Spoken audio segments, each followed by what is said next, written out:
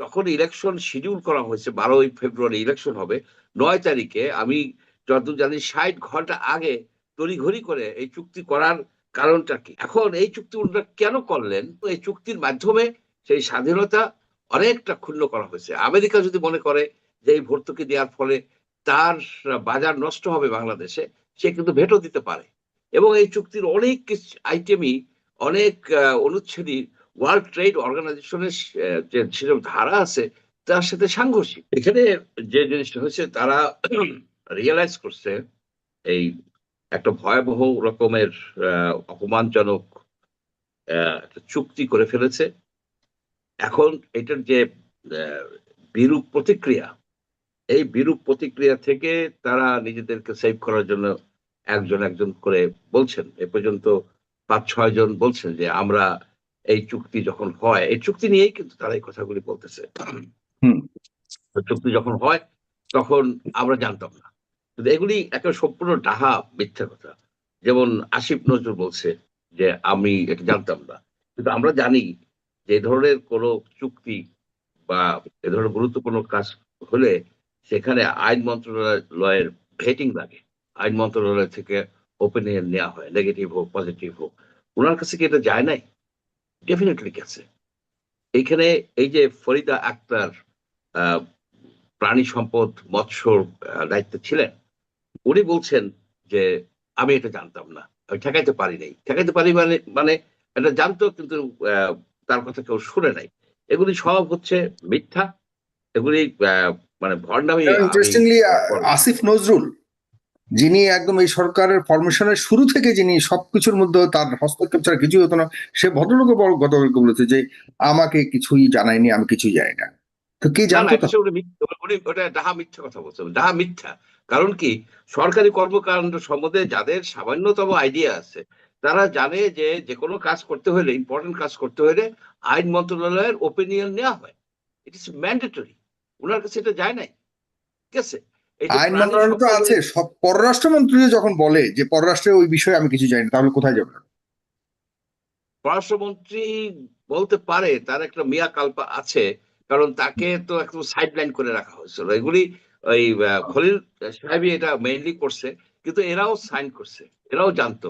Specially Farida Akter যখন বলে যে আমি এগুলি কিছু জানি না, সেটা চরম একটা বিশ্বাসঘাতকতা। কারণ ওনার একটা অর্গানাইজেশন আছে, ওনার এবং ফরাদ মহাজারের, নাম হচ্ছে উবিনিক।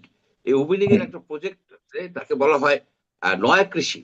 এই নয়া কৃষির কথা হচ্ছে যে আপনার বিড়ি বাড়ি বিনা, এখানে যেসব উন্নত মানের উচ্চ ফলনশীল ধান উৎপন্ন হয়, অন্যান্য ক্রপ উৎপাদন হয়, এগুলি আর্টিফিশিয়াল, এগুলিকে বাদ দিতে হবে, দিয়ে একদম আদি অকৃত্রিম প্রাচীন বাংলার কৃষিতে চলে যেতে হবে, বিষ মুক্ত আধুনিক কৃষির একটা ছিল। এবং জিএমও, জেনেটিক্যালি মডিফাইড অর্গানিজম, যেমন বিটি বেগুন টেগুনের বিরুদ্ধে যথেষ্ট রকমের উনি বাধার সৃষ্টি করছে, যথেষ্ট রকমের। এবং রাইস রিসার্চের সায়েন্টিস্টদেরকে উনি হেনস্থা করতো, বিভিন্ন মিটিং এ নানাবিধ কথা বলতো। এখন সেই ভদ্র মহিলা এই যে চুক্তির মাধ্যমে আমাদের যত, ধরেন যে দুগ্ধ ডেয়ারি শিল্প, মানে তারপর মৎস্য, তারপরে আপনার অন্যান্য ভেজিটেবল, তারপরে বিভিন্ন রকমের যে কৃষি পণ্য, এইগুলির ডোর কিন্তু উনি আমেরিকানদের কাছে উন্মুক্ত করে দিছে। এবং আরেকটা বিষয় হচ্ছে, সবচেয়ে বড় যে বিষয়টা, সেটা হচ্ছে যে আমাদের যে সার্বভৌমত্ব, যে আমাদের কনস্টিটিউশনই আছে যে এইখানে আহ, কৃষির অর্থনৈতিক উন্নতির জন্য যা যা করা দরকার একটা সরকার করতে পারবে। যদি সরকার মনে করে আমি আখ চাষিদেরকে ভর্তুকি দেব, সেটা দেওয়ার তো স্বাধীনতা আছে। তুলা চাষিদেরকে ভর্তুকি দেব, সেটার স্বাধীনতা আছে এই সরকারের। কিন্তু এই চুক্তির মাধ্যমে সেই স্বাধীনতা অনেকটা ক্ষুণ্ণ করা হয়েছে। আমেরিকা যদি মনে করে যে এই ভর্তুকি দেওয়ার ফলে তার বাজার নষ্ট হবে বাংলাদেশে, সে কিন্তু ভেটো দিতে পারে। এবং এই চুক্তির অনেক আইটেমই, অনেক অনুচ্ছেদই ওয়ার্ল্ড ট্রেড অর্গানাইজেশনের যে সেসব ধারা আছে তার সাথে সাংঘর্ষিক। এখন এই চুক্তি ওনারা কেন করলেন? এবং যখন ইলেকশন শিডিউল করা হয়েছে, 12ই ফেব্রুয়ারি ইলেকশন হবে, 9 তারিখে আমি যতদূর জানি 60 ঘন্টা আগে তড়িঘড়ি করে এই চুক্তি করার কারণটা কি? এখানে আরো অনেক বিষয় আছে, যেমন আমাদের যে যে ডিফেন্সের বিষয়গুলি আছে, যেমন ডিজিটাল যে সিকিউরিটি, আপনি যে ক্লাউড ম্যানেজমেন্ট করতে পারবেন না, আপনি ডাটা সিকিউরিটি করতে পারবেন, ডাটাকে আপনি লোকালাইজ করতে পারবেন না। বিদেশি যদি একটা প্রতিষ্ঠান ডাটা কালেকশন করে কন্ট্রাক্ট নিয়ে, সেইখানে সেই ডাটা লোকালাইজ করা যাবে না, সেই ডাটা ফ্লো এনশিওর করতে হবে। যদি ডাটা ফ্লো এনশিওর করেন, আমাদের যে এনআইডির যে তথ্য ভান্ডার, এটা যদি অন্য কোনো কোম্পানির হাতে চলে যায় বিদেশি, তাহলে কি অবস্থাটা হবে? এই সিকিউরিটি কিন্তু এইখানে ক্ষুণ্ণ করা হয়েছে। যার জন্য আমি মনে করি একটা কতগুলি দেশদ্রোহী লোক, এনজিও লোক অনেকগুলি আছে যেগুলি বুঝেও না। যেমন হামের বিষয়ে যে এই যে স্বাস্থ্য ছিল, দায়িত্ব ছিল, উনি তো একজন অথর্ব বহিরা। উনি দেখেন এই যে 550 শিশু মারা গেছে, একটা তারা ডক্টর ইউনূস একটা বার তার জন্য শোক প্রকাশ করে নাই। অথচ চায়নায় খনিতে লোক মারা গেছে, তার জন্য শি জিনপিংকে উনি তড়িঘড়ি করে শোক বার্তা পাঠিয়েছেন। এই ধরনের দেশপ্রেম বিহীন দেশদ্রোহী বলবো, যে তারা ক্ষমতায় ছিল এই 18 মাসে, তারা অনেক ক্ষতি করে গেছে। এবং এবং তারা এখান থেকে যেত না, তাদেরকে সবাই মিলে চাপ সৃষ্টি করার ফলে তারা ইলেকশনটা দিতে বাধ্য বাধ্য হয়েছে। প্রথম দিকে দেখেন এই যে রিজওয়ানা হাসান, এই যে কুশীলবদের একজন, দুর্নীতির আহ, বর কন্যা বলবো, বরপুত্র তো না, সে দুর্নীতির বর কন্যা, সে প্রচুর দুর্নীতি করছে। তার ক্রেডিবল সব এভিডেন্স বহু জায়গায় আমরা দেখি। আহ, হুম। আহ, সে তো প্রথম কয়েকদিনের মধ্যে বলল, সাংবাদিকরা জিজ্ঞেস করছে কবে নাগাদ ইলেকশন হতে পারে, বলছে যে ইলেকশন নিয়ে এত চেঁচামেচি করবেন না। এবং এদের সকল রকমের পরিকল্পনা ছিল। এই যে আমাদের কতগুলি বুদ্ধিজীবী আছে, তাদেরকে লাগাই দিল ই করতে, সংস্কার করতে, যে তোমরা সংস্কার করতে থাকো, এদিকে নজর দিও না, সংস্কার করো, ভাতা নাও, সংস্কার করো, ছোট সংস্কার বড় সংস্কার। সেই সংস্কার কোথায় এখন? সেসব সংস্কার কোথায়? এগুলি করে তারা ব্যস্ত রাখার চেষ্টা করছিল। আর ওদিকে ছিল আলী রেয়াজ, এসে তো এই যে সংবিধানকে বাতিল করে, রিরাইট করা মানে বাতিল করে আবার নতুন সাংবিধানিক একটা পরিষদ, অর্থাৎ মানে তারা এই 1.5 বছর আসলে যেসব যেসব ভূমিকা রেখেছিল এবং চেষ্টা করেছে যা যা করবার, এগুলি কোনোটাই কি বাস্তবায়ন করতে সক্ষম হয়েছে বলে মনে করছেন? এরপর যে বাংলাদেশটাকে আমরা দেখতে পাচ্ছি, জামায়াত ইসলাম এবং বিএনপি বিশেষ করে, আবার নতুন করে এনসিপি এখন তাদের যেভাবে তাদের বা রাজনৈতিক ভঙ্গিটা আমরা দেখতে পাচ্ছি, সবকিছু মিলিয়ে মানে 24 পরবর্তী বাংলাদেশটাকে আপনি কিভাবে বিশ্লেষণ করবেন? এই যে করবেন আপনার জামাত ইসলাম আর বিএনপি বিশেষ করে মুখোমুখি যে অবস্থান বিভিন্ন বিষয়ে, এটিকেও বা কিভাবে বিশ্লেষণ করবেন ছোট্ট করে যদি বলেন? দুই পক্ষের দুজন রাজনীতিবিদ আছে, তাদের জন্য আমার সুবিধা হবে আলোচনা। এখানে যে জিনিসটা হয়েছে যে কতগুলি রিফর্ম করা আমাদের দরকার ছিল, আসলেই দরকার ছিল। সেগুলিও এই ইসের মধ্যে আছে, জুলাই সনদের মধ্যে অনেকগুলি আছে, আবার অনেকগুলি নাই।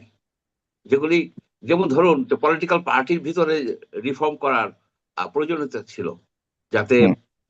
অ্যাকচুয়ালি প্রকৃত পক্ষে জনগণের বা পার্টি মেম্বারদের ভোটে যেন নির্বাচিত হয়ে আসতে পারে পার্টি লিডাররা। আপনি দেখেন এখানে পার্টি লিডাররা বছরের পর বছর থাকে, সেখানে কোনো গণতান্ত্রিক প্রক্রিয়া অনেক পার্টিতেই নাই। জামাতে ইসলামে রেগুলার তারা কাউন্সিল করে, আর কমিউনিস্ট পার্টি করে, আর কোনো পার্টি তেমন ভাবে করে না। সেখানে ওই পার্টি যে হেড তাকেই বলে দেয় যে আপনি, তার দায়িত্ব দিয়ে দেয় যে আপনি কমিটিগুলি ফর্ম করে দেন, ইত্যাদি ইত্যাদি। এই ধরনের এখানে রিফর্ম করা দরকার ছিল। আরেকটা করা উচিত ছিল, যেটা আমাদের ভালো হতো, জামাত ইসলাম সেটা পক্ষে ছিল, পরে কেন সরে গেল, যে নির্বাচন প্রফেশনাল নির্বাচন যদি হতো, তাহলে আজকে ভালো ভালো লোক নির্বাচিত হয়ে আসতে পারতো। কারণ সেখানে যে অনেকগুলি ফরম্যাট আছে, যে ক্লোজ লিস্ট, যেটা যেখানে আগেই দিয়ে দিতে হয় না পার্টির মেম্বারের ক্যান্ডিডেটদের নাম, সেই সিস্টেমে গেলে আমরা একটা ভালো রাজনৈতিক একটা সংস্কার হতো। কিন্তু ওইটা শেষ পর্যন্ত ধামাচাপা পড়ে গেল, ওটা আর কেউ আগাইলো না। তো দ্যাট ওয়াজ অলসো ইম্পর্টেন্ট। তো আমি মনে করি যে এইখানে যে দ্বন্দ্বর সৃষ্টি হয়েছে জামাত ইসলাম এবং বিএনপির মধ্যে, এই দ্বন্দ্বটা না হলেই পারতো। এই দ্বন্দ্বটা হওয়ার ফলে আমরা রাজনৈতিক ভাবে একটা অস্থিরতা দেখা দিছে। এখন জায়গায় জায়গায় যে আপনার দেখা যায় যে এক্সট্রিমিজম, মানে মারামারির মতো হয়, এবং গালাগালি হয়, আহ, উত্তেজনাকর কথা হয়, টক শোতে হয়। এগুলি হতো না যদি প্রকৃত রিফর্ম হতো।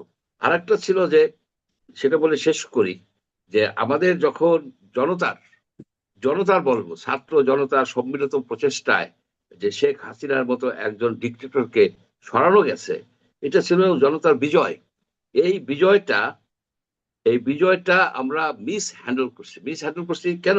যে আমরা ইউনূস সাহেবের মতো একজন বৃদ্ধ লোক, যার হোল লাইফ করছে সুদের ব্যবসা করে, তার হাতে রাষ্ট্রটা তুলে দিছে। উনি সেই বিশ্বাসটা রাখতে পারেন নাই, ওনার সেই যোগ্যতাও ছিল না। উনি কোথার থেকে অচেনা অজেনা লোকজন, ওনার পরিচিত হাট হাজারি থেকে উনি 7 জন অ্যাডভাইজার নিছে ওনার উপজেলায়, একটা উপজেলা থেকে। এই যে বৈষম্যহীন একটা সমাজ রাষ্ট্র সরকার গঠনের জন্য যে আন্দোলন ছিল, জেনুইন ডিমান্ড ছিল জনগণের, ছাত্রদের, সবারই। উনি তো প্রথমেই তো একটা বৈষম্য করে ফেললো, এবং যাদের যোগ্যতা নাই সেই সব লোকজনকে আপনার উনি বড় বড় পোস্টে দিল। এমনকি যে এদেশের নাগরিক না সেই সব লোকজনকে উনি তার মন্ত্রণালয়ে, তার মন্ত্রিসভায়, তারপরে আপনার এমনকি বিভিন্ন পোস্টে আইনা দিল। তারা কোথায়? তারা তো অনেকে টাকা পয়সা চুরি চামারি করে চলে গেছে। তো এইটা ছিল একটা ঐতিহাসিক ভুল। এই ভুলের খেসারত কিন্তু আমরা দিচ্ছি। তারপরেও গণতন্ত্রের পথে যাত্রা শুরু হয়েছে। এই যাত্রা যেন ব্যাহত না হয়, এখানে যেন উত্তেজনার সৃষ্টি না হয়, এটাই আমরা সাধারণ একজন ব্যক্তি হিসেবে আমাদের চাওয়া হবে। আপনাকে অনেক ধন্যবাদ জনাব ডক্টর মঞ্জুর আহমেদ চৌধুরী।